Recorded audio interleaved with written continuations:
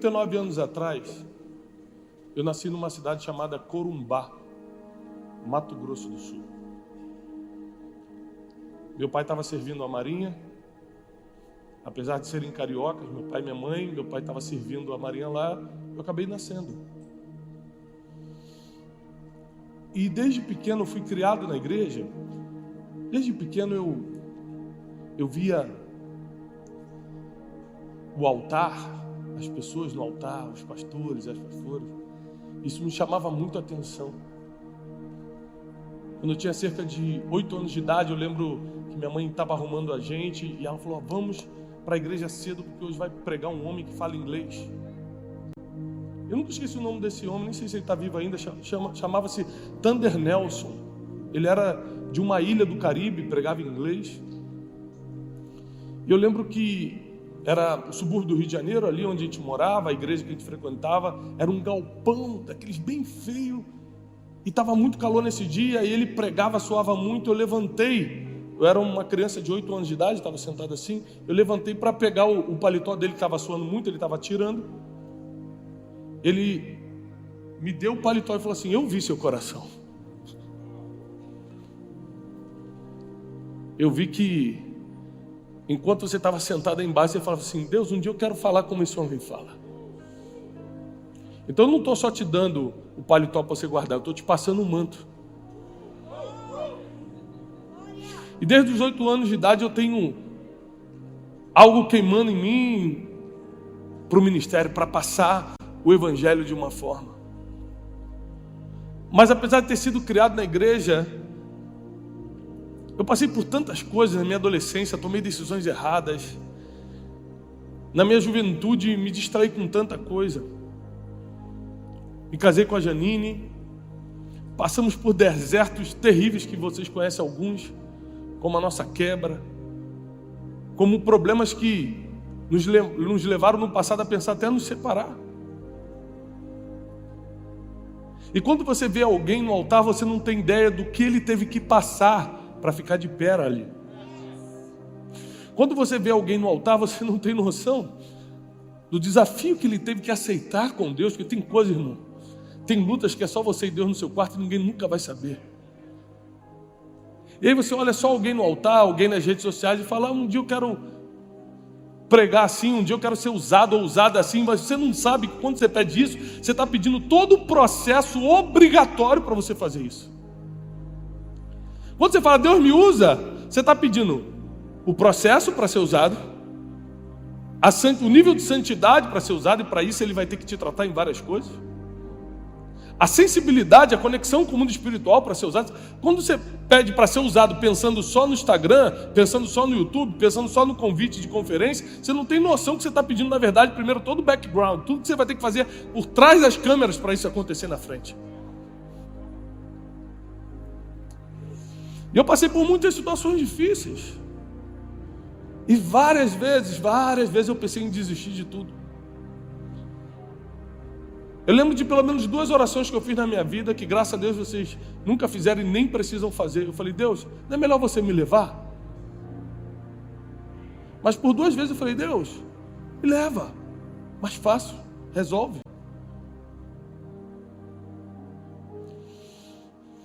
Em 2014, quando eu estava no meio de um processo muito difícil, talvez um dos mais difíceis da minha vida, eu peguei um avião e fui para uma conferência como essa,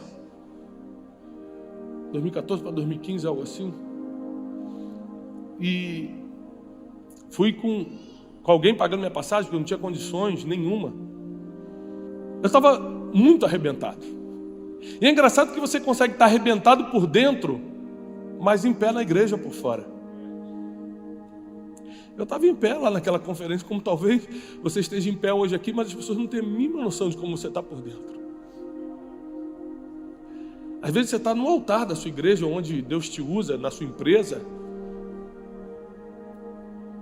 e você está lá como um líder forte, como uma líder forte por fora, mas por dentro você está pensando, na verdade, em desaparecer. Por que Deus não me leva?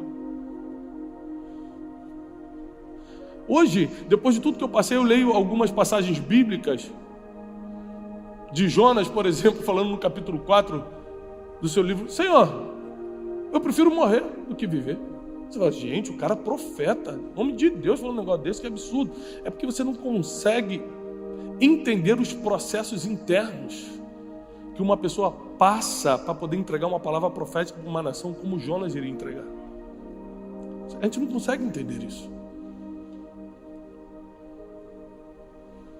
A guerra na mente sempre foi e sempre será mais forte do que qualquer outra guerra. Por isso que quando o inimigo precisa ou deseja te atacar, ele vai primeiro nos seus pensamentos. Ele te confunde, te deixa louco, traz confusão mental, faz você, por causa dos pensamentos, reagir de forma que você nunca reagiria em outra situação, e aquilo vai desgastando suas emoções, seu ministério, seu chamado. E foi numa conferência como essa que eu estava chorando no meio lá atrás. Eu falei, Deus, ou me dá um sinal, ou eu vou desistir de tudo. Nessa conferência eu recebi uma palavra.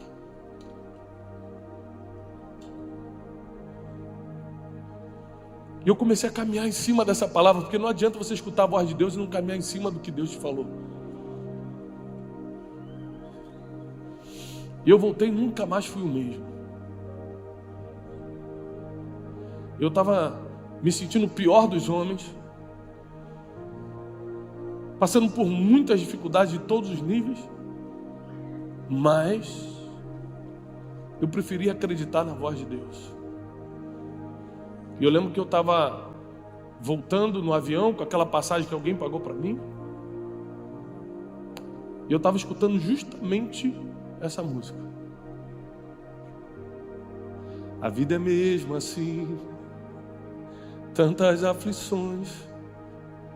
Eu comecei a parar para pensar naquilo. Falei, será que acontece com todo mundo? Porque quando você está sofrendo, você acha que só acontece contigo. Quando você está no processo, você acha que Deus não gosta de você. Quando você está passando algum tipo de impedimento, você acha que Deus não gosta de mim, Deus se esqueceu de mim. Mas qual foi o homem na Bíblia, a mulher na Bíblia, que não passou por um processo para viver o destino?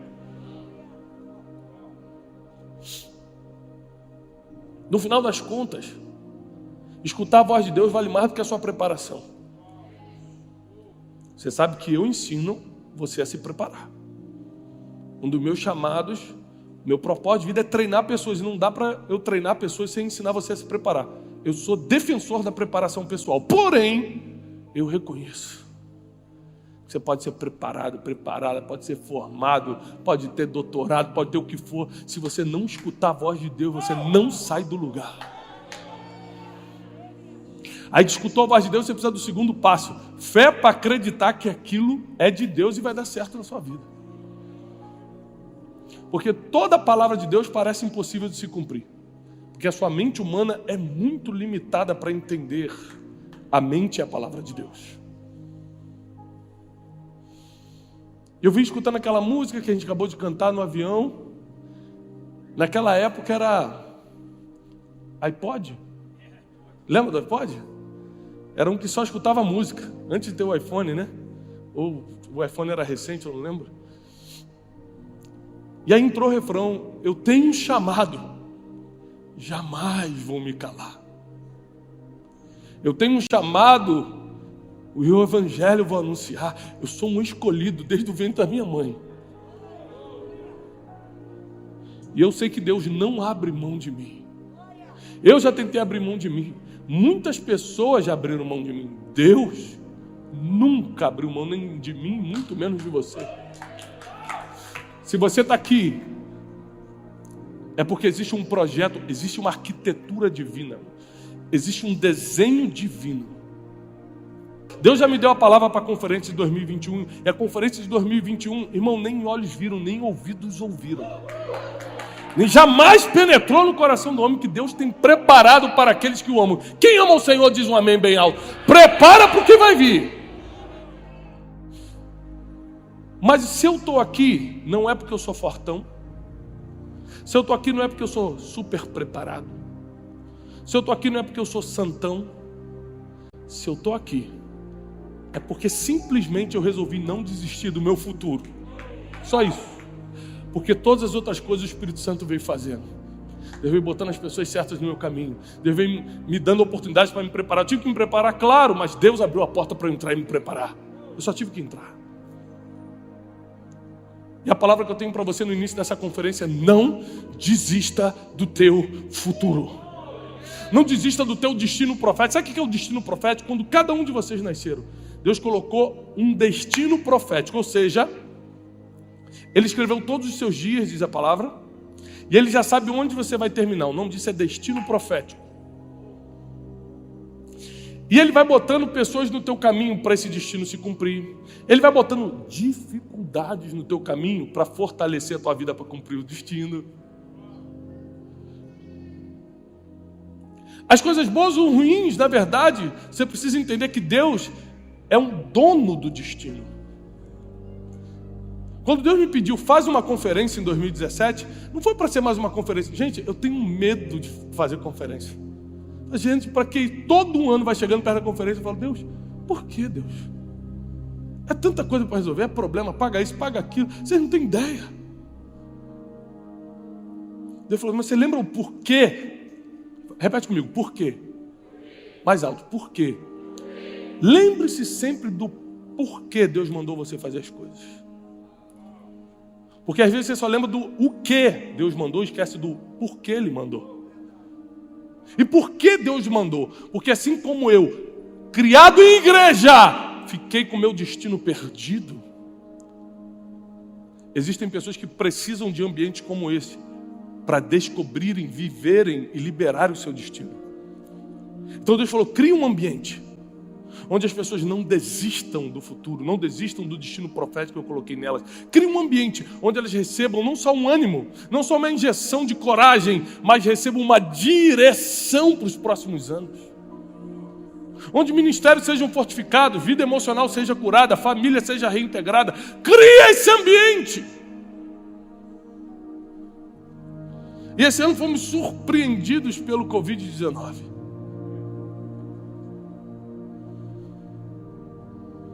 E quando tudo começou a acontecer, eu estava morando nos Estados Unidos, e numa madrugada eu estava orando todo dia com a Janine, de meia-noite a 1h da manhã, todo dia. Então a gente ia para o nosso quarto de oração e todo dia a gente orava. E numa das noites Deus falou comigo: olha, pega as malas e vai para o Brasil. Isso, início de abril. Eu falei: Janine, Deus mandou a gente para o Brasil. Eu falei: não é possível, gente. Acabei de comprar o quadro aqui, botei o sofá novo. Sabe como é que é mulher, né? O quê? Minha cortina vai... Eu acabei de comprar essa cortina. Falei: olha, então vamos pedir um sinal a Deus. Realmente, ninguém é obrigado a acreditar em ninguém. Deus fala com todo mundo, não fala só comigo. No outro dia nós recebemos uma ligação. Uma mulher de Deus que falou, orou, e no final falou assim: e realmente chegou a hora de vocês se mudarem de país. No mesmo dia fizemos as malas. Já estava, Covid-19 já estava aí, todo mundo de máscara, luva. Conseguimos um voo miraculoso e voltamos. E todo mundo: como é que vai ser a conferência? Vai acontecer, fica tranquilo. Então, porque você não tem noção de como as pessoas torcem para as coisas não acontecerem. As coisas de Deus, hein? Ninguém está torcendo para o baile dar errado, para o funk acabar. Ninguém está torcendo para isso, não. Agora, para as coisas de Deus, tomara que caia o teto daquela igreja lá, hein? Então, e aí, vai acontecer? Eu falei: vai acontecer. Onde vai ser? Você vai sentar o lugar, vai ser no Ibirapuera, vai estar lotado. Mas não, tia, mas e o Covid? Que Covid? A gente vai atropelar o Covid. Quando chegou em julho, muitos conselheiros começaram a se aproximar de mim e falaram: Tiago, você precisa tomar uma decisão. Ou você mantém, ou você cria uma estratégia ou adia. Eu falei: o que vocês acham? Muita gente falou: adia, vamos adiar. Eu falei: não, Deus tem que falar comigo. Deus tem que me dar uma palavra. Era um sábado à noite, 11h da noite. Eu fui lá para o meu quintal, fiquei lá fora sozinho, frio de julho. Deus fala comigo: Senhor, tu trabalhas também no frio, Senhor. Aqui estou, já não estou aguentando, fala comigo. O Flávio me ligou e falou assim: Tiago, como é que está a conferência? Eu falei: vou com força total. Mas não tem um hospital lá no Ibirapuera? Eu falei: eu passo por cima do hospital, sou um homem de fé. Nem toda a coragem que você tem é fé. Às vezes é só malcriação mesmo. Ele falou assim, olha, eu estou suspendendo meu evento. Eu falei, quando, Ellen? Em janeiro do ano que vem. Eu falei, vai suspender? Homem de pouca fé. Ele falou, olha, eu já levantei as informações, não tem como o Brasil voltar ao normal antes de janeiro. E na hora que eu estou pensando, esse é um homem de pouca fé e eu tenho muita fé, Deus falou assim, mas quem orou há 1 hora atrás pedindo uma resposta?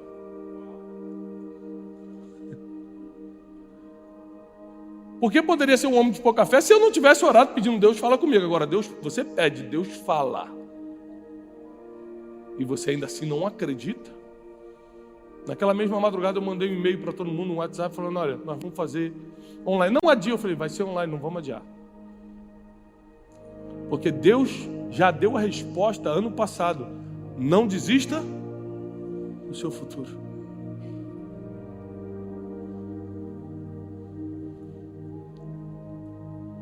Tem aqueles que desaparecem o ano todo e um dia antes da conferência aparecem do nada. E aí, amigo? Na sua vida deve ser assim também. Quando você está na luta, você não vê a pessoa. Quando está chegando a bênção, ela aparece do nada. É bênção, eu estou dentro. Luta, você passa sozinho. Eu lembro de uma palavra que eu recebi quando eu tinha 14 anos. De um pastor chamado Tim Begua. Também não sei se está vivo ainda. O pastor Tim Begua era um pastor dos Estados Unidos. Eu tinha 14 anos, eu estava na comunidade da Zona Sul, onde a gente congregava naquela época. E tinha, sei lá, 3, 4 mil pessoas. Eu estava lá atrás, aquele adolescente do fundão, que ficava lá atrás correndo, era eu. Ele falou, você aí de camisa vermelha. Eu? Você? Vem cá. Quando eu estava no corredor, ele já olhou para mim e falou assim, seu passaporte será um passaporte muito cheio. Não vai dar tempo de renovar as datas, porque ele vai acabar antes do vencimento de tanto carimbo. Você vai pregar em muitas nações, você está preparado? Eu ficava por dentro assim, gente. Como? Nunca nem saí do Brasil?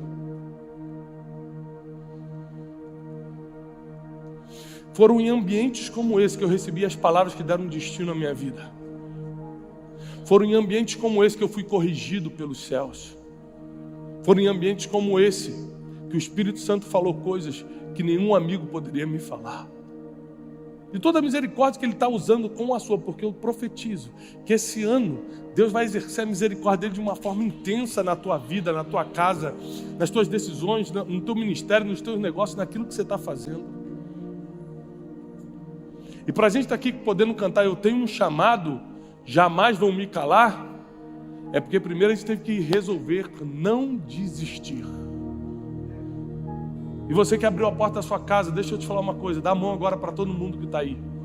Porque aqui não pode, mas dentro da casa pode. A não ser que seja seu familiar, né?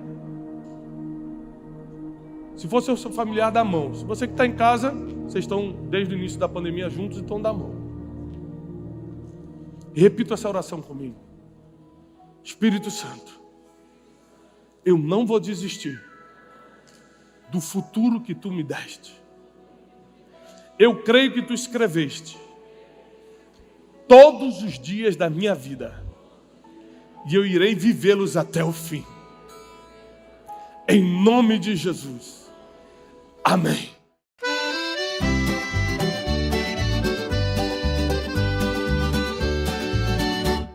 Lasciati scendi un mele tu, un sole che scuria trairà.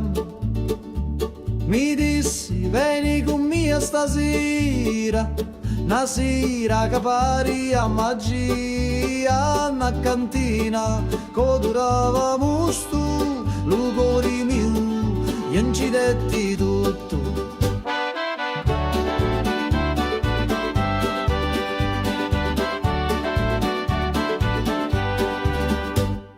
Gira chiagnina lenta e sorda e giro frasso che canta ancora, che non è vino rosso come fuoco, ambivio frasso scordavo loco, manichini dove speranza da sta terra tutto danza. Prega Maria che faccio milico, mi persi su tai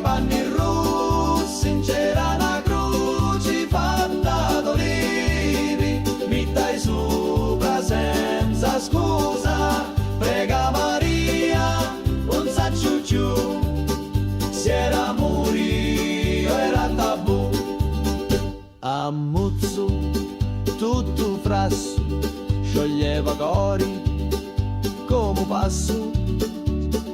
Tu c'era notte in do vento, con una luna appesa senza pentimento. Una voce mi chiamava tu funno, scendi ancora un perdi sto mondo. Da cantina il tempo si ferma, ogni goccia è storia eterna.